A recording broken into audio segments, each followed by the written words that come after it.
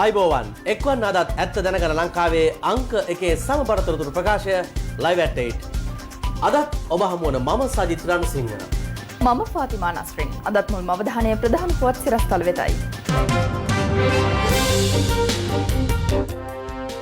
උපපොලිස් පරීක්ෂකවරයා ඝාතනය කළ තරුණියගේ හිස සොයා කැලණි ගඟේ මෙහෙයුමක්.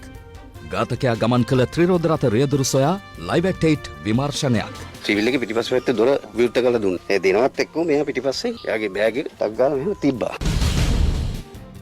කොවිඩ් එන්නත ලබා ගැනීමෙන් පසු දෙදෙනෙකු මිය යාම ගැන විශේෂ පරීක්ෂණයක්. මේ මරණය සිද්ධ වුණේ එන්නත නිසාද කියන එක ගැන පොඩ්ඩක් තවම අපි විමර්ශනය කරනවා.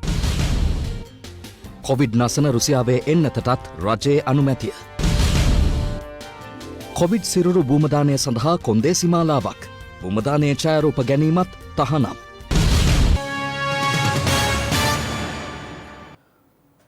උපපොලිස් පරීක්ෂකවරයා විසින් ඝාතනය කළ තරුණියගේ හිස සොයා කැලණිගඟේ මෙහෙයුමක් ආරම්භ කර තිබෙනවා. පොලිසිය සැක කරන්නේ තරුණිය නිවසේ සිට රැගෙන ආ බෑගේ බහ සැකකරු ඇගේ හිස කැලණිගඟට විසි කරන්නට ඇති බවයි. මේ අතර මෙතෙක් හෙළිදරව්ට වූ තවත් කරුණු රසක් පිළිබඳව සොයා ලයිව් ඇට් 8 අප අද තවත් ගවේෂණයක නිරත වුණා. විශාල බෑගයක් රැගෙන පැමිණෙන ආගන්තුක පුද්ගලයෙකු වේල්ලවිදිය ප්‍රදේශයේ ජනාකිරණ ස්ථානයක එය තබා යන්නේ පසුගිය පළමුනිදා දහවල් කාලයේදී. හිමිකරුකු නොමැති මෙම බෑගය දකින තරුණයින් පිරිසක් එය විවෘත කිරීමට යාමේදී ඇතිවන්නේ මෙවන් තත්ත්වයක්.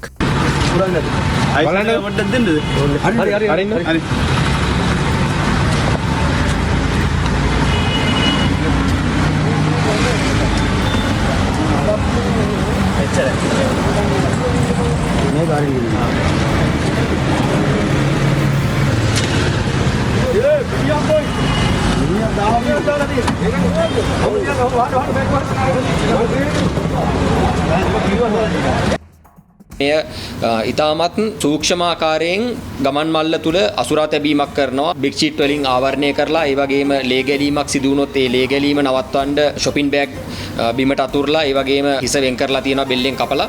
එතෙන්ද shopping bag එකක් ඒ කියන්නේ ආවරණය කරලා මේ ආකාරයෙන් තමයි අපිට දේහය හම්බ වෙන්නේ. මෙලෙස ගෙල කපා වෙන් කර ඝාතනය කර තිබුණේ කුරුවිට තෙප්පනාව ප්‍රදේශයේ පදිංචි දිල්මි යසෝදා ජයසූරිය නැමැති අවිවාහක තරුණියක්. ඇය අනියම් සබඳතාවක් පවත්වන උපපොලිස් පරීක්ෂකවරයෙකු වන 52 වෙනි ප්‍රේමසිරි අධිකාරී නැමැත්තා දිල්මිව රැගෙන පැමිණෙන්නේ හංවැල්ල ප්‍රදේශයටයි. මේ යුවල හංවැල්ල ප්‍රදේශයේ ලැගුම්හලකට පැමිණෙන විට 27 වෙනිදා රාත්‍රී 10 පමණ වී තිබුණා. ඔවුන් නවාතැන්ගෙන ඇත්තේ එම ලැගුම්හලේ 106 දරණ කාමරයේයි. මේ දෙන්න ආව 27 වෙනිදා රාත්‍රී 10ට.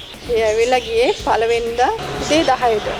යන වෙලාවේ පිරිමි පුද්ගලයා තමයි මංගාවට ඇවිල්ලා ඩෙන්ටි දෙකක් අරගෙන බිල ගෙවලා ගියේ. හැබැයි මෙයත් එක්ක ගෑනු කෙනා යනවා මම දැක්කේ නැහැ. රුපියල් 4100ක මුදලක් තමයි ඒ කියන්නේ හොටෙල් එකේ ගාස්තුව වෙලා තියෙන්නේ. ඒ මුදල සම්පූර්ණයෙන්ම ගෙවීම කරලා තියෙනවා. ඒ වගේම තමයි හොටෙල් එකෙන් කොයි වෙලාවකවත් ආහාර පාන ලබා ගැනීමක් මේ රැඳිලා හිටපු කාලය තුලදී සිදු කිරීමක් කරලා නැහැ. දැනට සේවකයන් විස්තර කරන ආකාරයට එක අවස්ථාවක් කාන්තාවත් එක්ක එළියට ගිහිල්ලා තියෙනවා. ඊට පසු අවස්ථාවවලදී පිරිමි පුද්ගලයා කීප අවස්ථාවක් ගියා කියන එක කියනවා.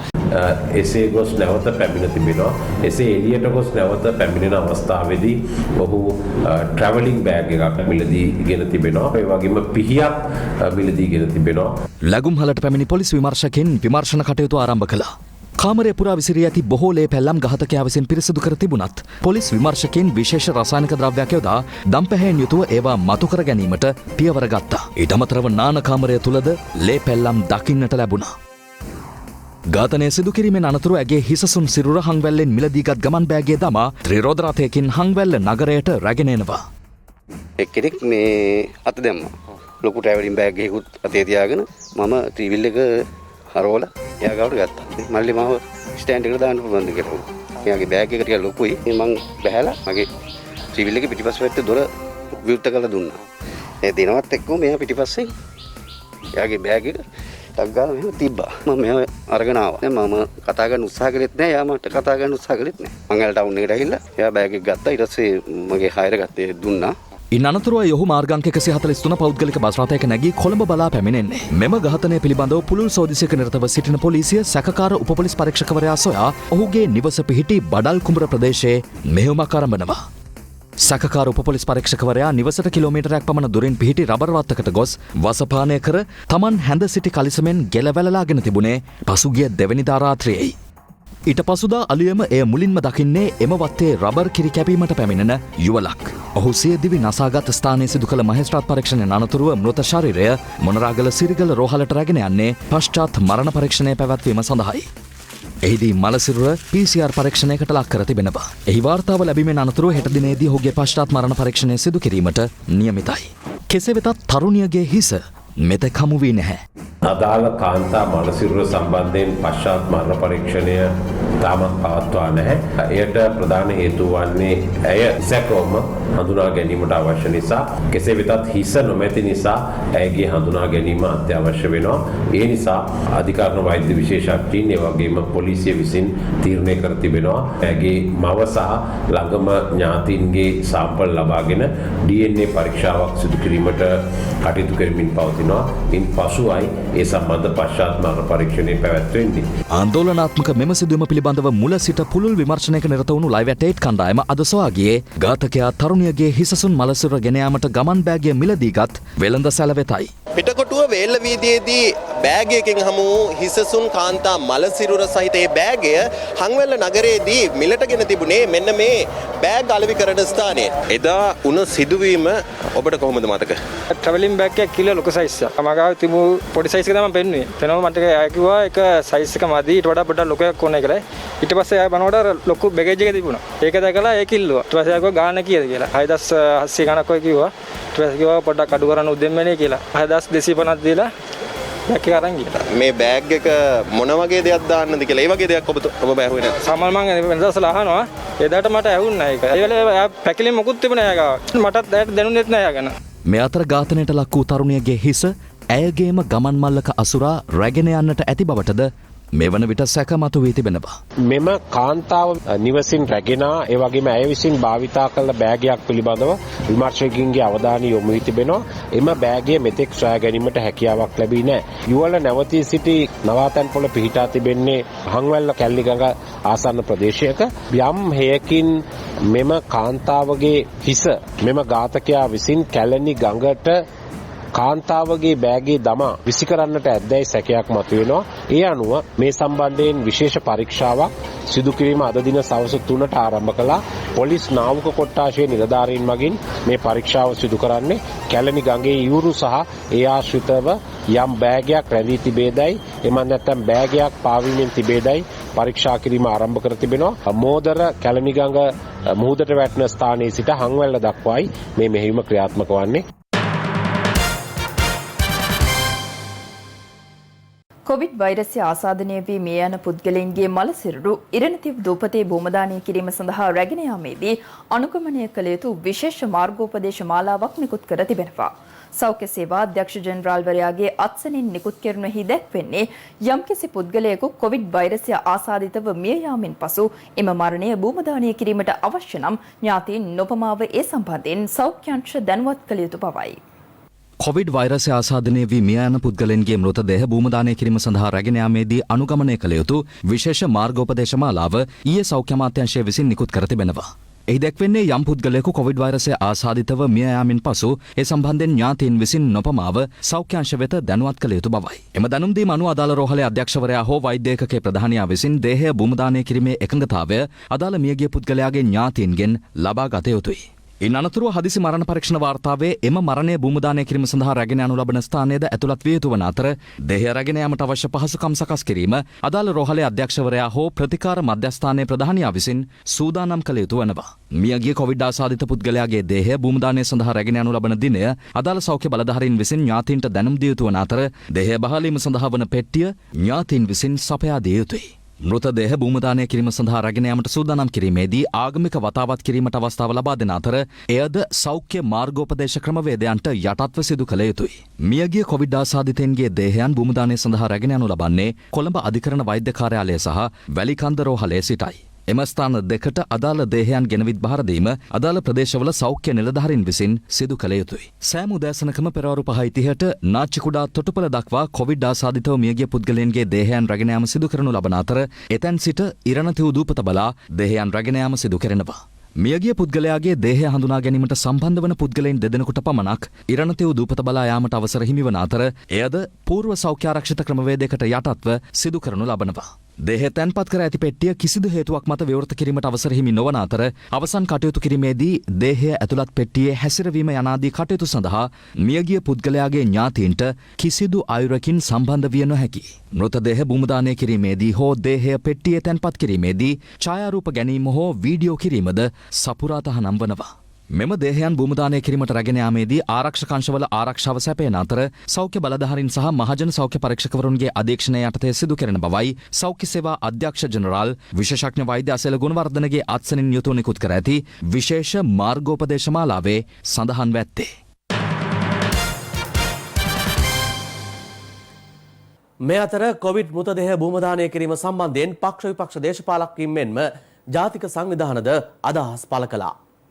මේ ලංකාවේම දවස් 29ක් මිනිහක් තිබුණා ජාතික රෝහලේ. ඒ ජාතික රෝහලේ තිබිච්ච මිනිහේදී දවස් 27කට පස්සෙත් පරීක්ෂණ කරනකොට වෛරසය තිබුණා. ඉතින් වෛරසය තිබුණා නම් එහෙම අවදානමක් තියෙනවා නම් දැන් මේක නැති වෙන්න බෑ කියලා අපිට කියන්න බෑනේ. එන්න මේ ප්‍රශ්නය ආණ්ඩුව විසින් තමයි සංකීර්ණ කරන්නේ. එක්සත් ජාතීන්ගේ මානව හිමිකම් කොමිසම ඉදිරියට රටක් හැටියට ඉදිරිපත් වෙන්නේ නැතුව දේශපාලන ගේම් මගින් අර ධම්මික පැණිය වගේ ක්‍රියාවලීන් මගින් කවදාවත් බෑ මේ අන්තර්ජාතික ප්‍රජාවත් එක්ක රටේ ප්‍රතිරූපය ගොඩනගන්න. ආගමික ගැටුම් වලින් තමන්ට නැවතත් බලයටපත් වෙන්න මේ රටේ ජනතාව ඉඩ දෙන්නේ නැහැ. ඒ බව රජය මතක තබා ගත යුතුයි. අපි දේශපාලන තීන්දුව ගත්තේ නැහැ. ලෝක සෞඛ්‍ය සංවිධානය නිර්දේශ කරා. ඊට පස්සේ අපි ඒ අනුකූලව අපේ විශේෂඥ වෛද්‍ය කණ්ඩායම පැවුවා සෞඛ්‍ය සංවිධානය විසින් ඔවුන්ගේ නිර්දේශ මත ඒ නිර්දේශයෙන් ක්‍රියාත්මක කරනවා. අපි දේශපාලන තීන්දුව ගන්නෑ. මම කියන්නේ ඒකත් සැලසුම් සහගතව ඒ විරෝධය ඒ ජනතාවගෙන් ආණ්ඩුවේ සැලසුම් කරලා කරයි කියලා. මොකද ඒ අයට හොඳ පුරුද්දක් තියෙනවා දිගින් දිගටම ඇස් බැඳුම් කරලා මේ කිසිම ප්‍රශ්නයක් නැතුව සියලු කෙනෙකුටම මේක Tamanට ඕන විදිහට කරන්න පුළුවන් නම් හොඳයි. ඉතින් මම කියන්නේ බහුතරයක් ඉන්න සිංහල බෞද්ධයන් මතවාස්ත්‍රයක් දී ගන්නට බැරි නම් පාංශකූලයක් තියා ගන්න බැරි තත්ත්වය පිළි අරගෙන තියෙනවා නම් හිතන්න බලන්න මොන තරම් හිතට වද දෙන ප්‍රශ්නයක්ද මේ ප්‍රශ්නේ කියලා හැමෝටම. ඉතින් ඒ වගේම තමයි මුස්ලිම් ජාතියට. ඔය විදිහට හැමෝම විරෝධතාවය වෙන්න පටන් ගත්තොත් අපි කරන්නේ මොකක්ද කියන එක තීන්දුව කරන්න ඕනේ. ඔයක ඉරණතිව් නෙමෙයි. අපි ගිහිල්ලා වෙනතිව් එකකට දාන්න ගියත් ඒත් කණ්ඩායමක් විරුද්ධ වෙනවා.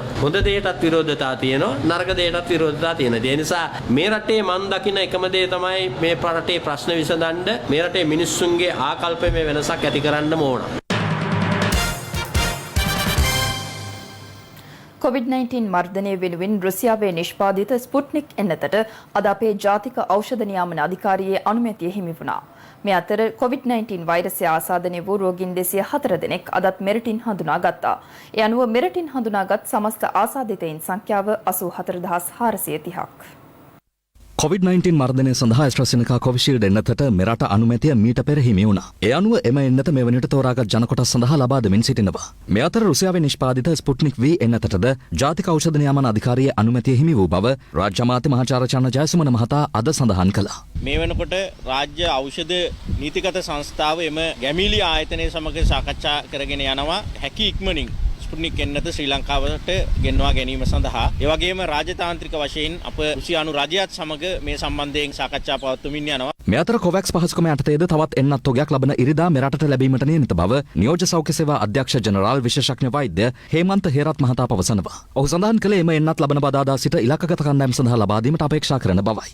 මේ අතර එන්නත් ලබා ගැනීමෙන් දින දෙකකට පසු ගම්පහ ප්‍රදේශයේ පුද්ගලයන් දෙදෙනෙකු මිය ගොස් තිබෙනවා. මේ මරණය සිද්ධ වුණේ එන්නත නිසාද කියන එක ගැන පොඩ්ඩක් තවම අපි විමර්ශනය කරනවා. එතෙක් අපිට මේකදී කියන්න පුළුවන් වෙන්නේ එන්නත දීමෙන් පසුව සිදු වූ මරණයක් මිස එන්නත දීම නිසා සිදු වූ මරණයක් නෙවෙයි. මේ අතර එන්නත්කරණය කළ පුද්ගලයන්ගේ සහ COVID-19 වෛරසය ආසාදනය වී සුවය ලැබූ පුද්ගලයන්ගේ ප්‍රතිශක්තිකරණය වර්ධනය සම්බන්ධයෙන් ශ්‍රී ජයවර්ධනපුර විශ්වවිද්‍යාලය පරීක්ෂණ ආරම්භ කර තිබෙනවා.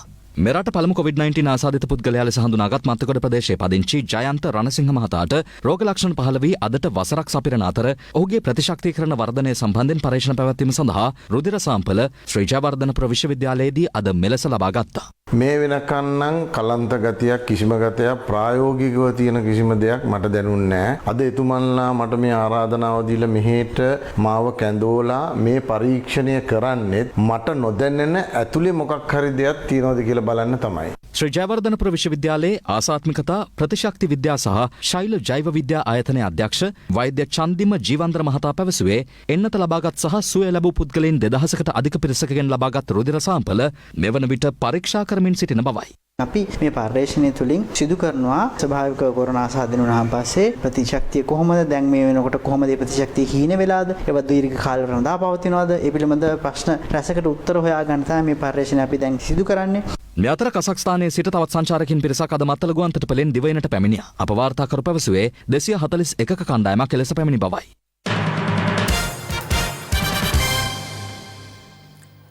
රාජ්‍ය ආයතනවල ජනතා සේවාවන් කාර්යක්ෂම කරන්නයි අග්‍රාමාත්‍ය මහින්ද රාජපක්ෂ මහතා නිලධාරීන්ට උපදෙස් ලබා දී තිබෙනවා.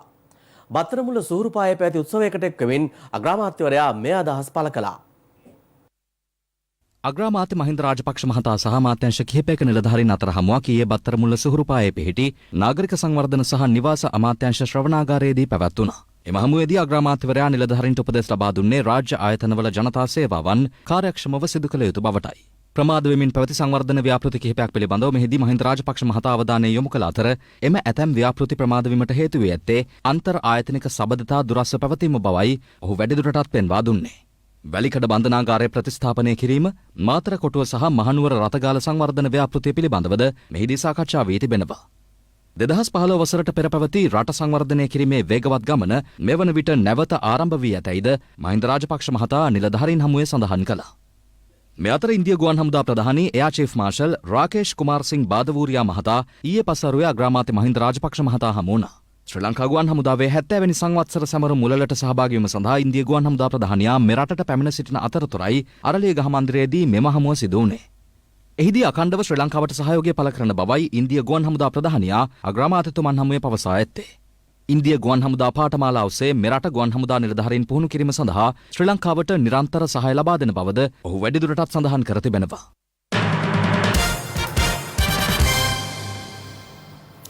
දරුවෙකුට මේ ලෝකයේ වැඩිම රැකවරණයක් ලැබෙන්නේ අම්මගෙන්. ඒත් හදිසි කෝපය නිසා අම්මා අතින්ම දරු තිදෙනෙකුගේ ජීවිත අහිමි වීමේ අනුවේදනීය පුවතක් කිලිනොච්චියෙන් වාර්තා වුණා. ඒ අම්මා දරු තිදෙනත් සමග ලිඳකට පැනීම නිසා දරු තිදෙනාගේ ජීවිත අහිමි වුණා. කිලිනොච්චි වට්ටකච්චි ප්‍රදේශයේ තරුණ මවක් දරු තිදෙනාත් සමග සිය නිවස ආසන්නයේ තිබූ ලිඳකට පැන තිබුණේ ඊයේ සවස් කාලයේදී. සිද්ධියට මුල් වී තිබුණේ ඇය සිය සැමියා සමග ඇති කරගත් පවුල් ආරවුලක්. දරු තිදෙනා ලිඳට දැමූ ඇය ලිඳට පැන්නත් පසුව ඇය ලිඳේ තිබූ ආධාරකයේ එල්ලී තිබුණා. ඒත් එවැනි කිසිදු හවුහරණක් නොලැබූ දරු තිදෙනා ලින්පතුලේ සැඟව ගියා. මේ විදිහට දිවි අහිමි වුණේ 8 හැවිරිදි සහ 5 හැවිරිදි වියේ පසු දැරියන් දෙදෙනෙකුට වගේම අවුරුදු 1.5ක පුංචි පුතෙකුට. ලිඳේ කඹය කාධාරයෙන් දිවි බේරාගෙන තිබූ මව කළ කෑගැසීම අසා එහි පැමිණි ගම්වැසියන් ඇයව පිටතට ගනු ලැබුවා. කෙසේ වෙතත් ලිඳට පැනීමට පෙර ඇය ලියූ ලිපියක් පොලිසියට හමු වුණා. එහි සඳහන් වෙන්නේ සැමියාගෙන් එල්ලවන හිරිහැර දරාගත නොහැකිව තමන් මේ පියවර ගත් බවයි. තම උපන්දිනයේදීම තමන් දරුවන් සමග මිය යාමට තීරණය කළ බවත් ඇය එහි සඳහන් කර තිබුණා. කෙසේ වෙතත් දරුවන්ගේ සිරුරු සොයාගත්තේ නාවික හමුදා කිමිදුම් කරුවන් පවා යොදවා කළ සෝදිසියකින් අනතුරුවයි.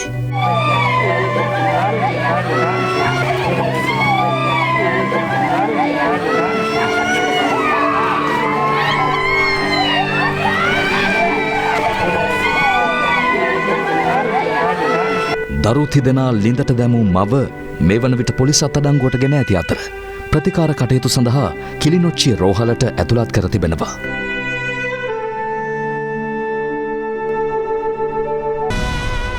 This is Live at 8.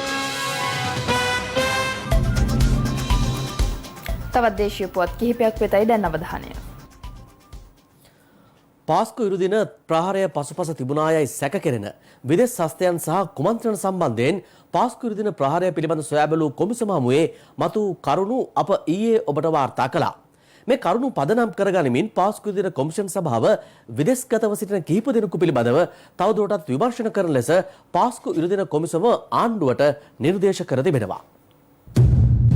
අවසන් වාර්තාවේ ගමන් මග පාස්කු ඉරුදින ප්‍රහාරය පසුපස සහරන්ට අමතරව තවත් නායකයන් හෝ මෙහෙයවුවන් සිටින බවට මේ දිනවල සමාජයේ පැතිරෙන කතාබහක් සේම පාස්කු කොමිසම හමුවේද ඊට අදාළ සාක්ෂි ඉදිරිපත් වුණා. ඒ අනුව හෙළි වී තිබෙන්නේ අබු හින්ද් නැමැති ඉන්දියානුවට අමතරව ඕස්ට්‍රේලියාවේ, සිරියාවේ, යෙමනේ සහ කටාර් රාජ්‍යයේ සිටින කිහිප දෙනෙකුම මෙරට අන්තවාදය පෝෂණය කිරීම පසුපස සිටි බවයි.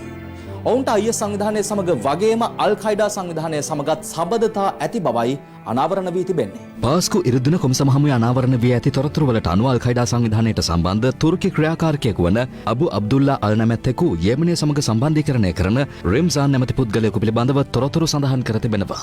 එමෙන්ම ශ්‍රී ලංකාවේ IS සහ අල් කයිඩා ක්‍රියාකාරකම් පිළිබඳව අවධානය යොමු කර ඇති කොමිසම හමුවේ තාලිබ් ලුක්මන් සහ ඔහුගේ පුත් ලුක්මන් තාලිබ් අහමඩ් හෝ අබු අබ්දුල්ලාගේ ක්‍රියාකාරකම්ද හෙළිව තිබෙනවා. එම තිදෙනා ශ්‍රී ලාංකික සම්භවයක් සහිත ඔස්ට්‍රේලියාවේ වාසය කරන දෙදෙනෙක්. ඔවුන් අබු අබ්දුල්ලා, සාදික්, මොහමඩ් නිස්තාර්, මොහමඩ් මුන්ෂිෆ් සහ සුෆියාන් ඇතුළු සමාජිකයන් කිහිප දෙනෙකුට අවිපුහුණුව සඳහා තුර්කිය හරහා සිරියාවට යාමට පහසුකම් සපයා ඇති බවයි හෙළි වී තිබෙන්නේ. මේ සිද්ධීන් පදනම් කරගෙන සිදු කළ යුතු ප්‍රධානතම කාර්යයක් පිළිබඳව පාස්කු ඉරුදින බෝම්බ ප්‍රහාරය පිළිබඳව සොයා බැලූ කමිටුව නිර්දේශ කර තිබෙනවා. ඒ පාස්කු ඉරිදා ප්‍රහාරයේදී අහමඩ් තාලිබ් ලුක්මන්, ඔහුගේ පුත්‍රයා සහ රිම්සාන්ගේ භූමිකාව තිබේදැයි විමර්ශනය කිරීමයි. මේ අය පමණක් නොව ශ්‍රී ලංකාවේ සිට සිරියාවට ගොස් IS සංවිධානය සමග එක් වූ තවත් කිහිප දෙනෙකු පිළිබඳව කොමිසම හමුවේ අනාවරණ වී තිබෙනවා.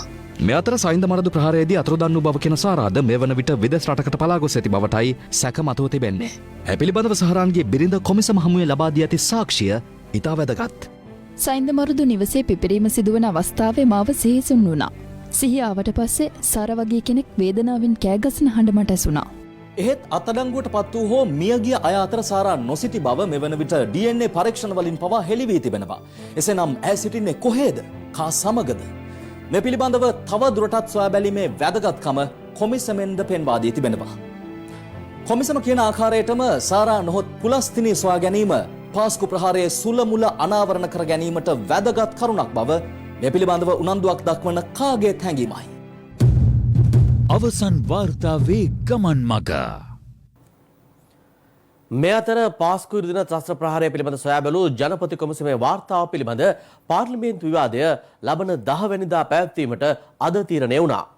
පාස්කු කොමිසමේ වාර්තාව ගැන දේශපාලඥයින්ද සිය අදහස් පළ කළා. ඇත්තටම මේක පැහැර හැරපු මිනිස්සු ගැන පුංචි බබෙක් හරි දන්නවා. මම හැමදාම කියන්නේ ඒකයි. මෙහෙවපු මිනිහා ගැනයි අපි අහන්නේ. කාගේ වුමනාටද මේක කරේ? දැන් අපි දන්නවා LTT ත්‍රස්තවාදය ගත්තොත් එහෙම ඒගොල්ලන් ඊලාමක් ගැන සටන් කරා. ඒ සටනේ අවසාන පුද්ගලයා තමයි නායකයා මැරෙන්නේ. එතකොට ප්‍රායෝගිකව කල්පනා කරලා බැලුවොත් ඇත්තටම සහරාන් කියන කෙනා නම් ඔය තියෙන මේ අන්තවාදී සංවිධානයේ නායකයා ඉස්ලාම කියලා මැරෙන්නේ නැහැ. සමහර අය නිකන් කතා කරන්නේ පාස්කු ප්‍රහාරය සිද්ධ වුණේ අපේ කාලේ කියලා. අපේ කාලේ නෙමෙයි. ඒක මතක් කරන්න ඕන ඉතාමත් පැහැදිලිව. ඒ නිසා මේ කොමිෂන් වාර්තාව පිළිබඳව අපිට විශාල ප්‍රශ්නයක් තියෙනවා. මේ කොමිෂන් වාර්තාවේ අපේ කතෝලික අගරාදුගුරු කාඩිනල් ඉම්පානෝ බලාපොරොත්තු වෙන්නේ මොකද්ද? සවාදී ක්‍රියාව කරපු ඒ සඳහා උදව් කරපු පිටිපස්සේ හොයාගන්න බැරි ඉන්න අය හොයාගන්න. හැබැයි මේ වාර්තාවෙන් අපි ඒක අපිට පේන මේ සාධාරණත්වය කතෝලික ජනතාවට වෙලා නැහැ. ඉන්දිය ගුවන් හමුදා මාණ්ඩලික ප්‍රධානී එයා චීෆ් මාර්ෂල් රාකේෂ් කුමාර් සිං බහදුරියා මහතා අද ආරක්ෂක මාණ්ඩලික ප්‍රධානී යුද හමුදාපති ජෙනරල් ශාවෙන්ද්‍ර සිල්වා මහතා හමු වුණා. ඒ යුද හමුදා මුලස්ථානයේදී යුද හමුදාපතිවරයා සහ ඉන්දිය ගුවන් හමුදා ප්‍රධානියා අතර හමුව පැවැත්වුණේ යුද හමුදා මූලස්ථානයේදී. එහිදී ඉන්දිය ගුවන් හමුදා ප්‍රධානියා වෙනුවෙන් යුද හමුදා උත්තමාචාර්යක්ද පිරිනැමුණා.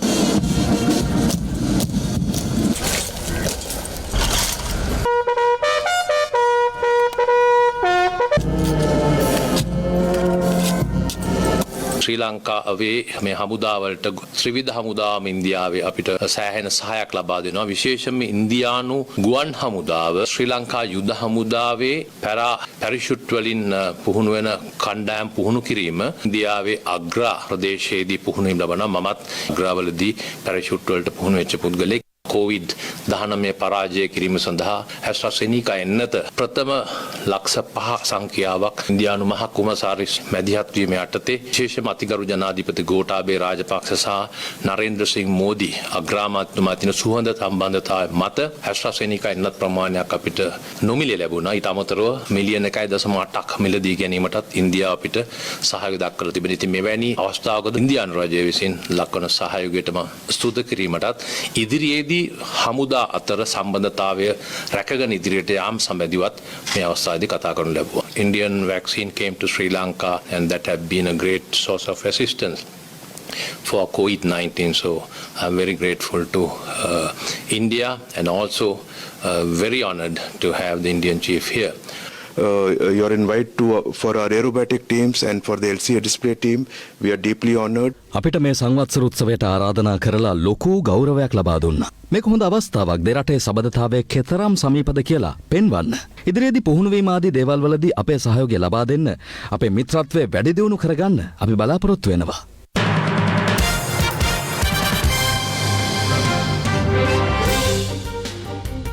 හිටපු ඇමතිගේ නඩුවේ වින්දිතයා.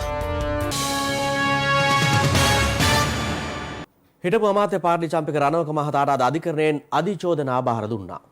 රියානුතරක් සිදු කර තරුණයෙකුට තුවාල සිදු කිරීමේ සිද්ධියට අදාළව හිටපු අමාත්‍ය චම්පික රණවක මහතාට අධිකරණයෙන් අද අධිචෝදනා බාර දුන්නා. මේ අවස්ථාවට එම අනතුරින් ආබාධිත තත්ත්වයට පත්ව සිටි තරුණයා අද මෙලෙස පැමිණ සිටියා.